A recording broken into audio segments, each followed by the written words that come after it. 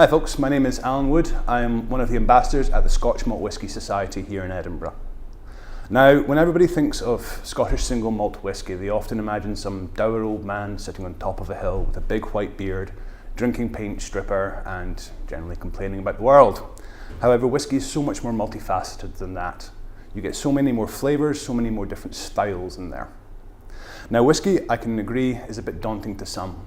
First experiences are probably a student party or something like that and having a little bit too much. However, I encourage you, there's a dram for everybody. When you're drinking whisky, what I recommend first of all is that you let the whisky sit in the glass. Once the whisky has sat in the glass, it will open up and unleash a whole plethora of new flavours. This whisky will breathe and it will sit and it will relax in the glass. What I would recommend once you've let it sit in the glass is if you bring it up and if you give it a gentle nose as well. Now with cask strength whisky, you've got to be careful not to get your nose too close because of the higher alcohol content.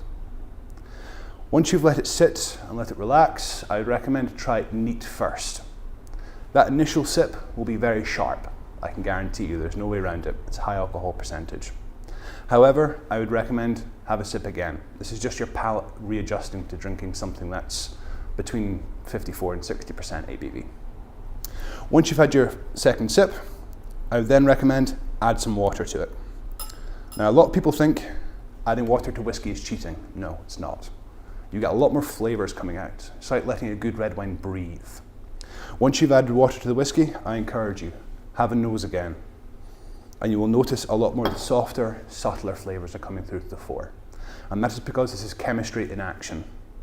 The Scottish single malt whisky really breathes and opens up and changes, but it also grows. Once you've added water to it, then it's time to enjoy. What I recommend is just sit back, relax, and enjoy the whisky.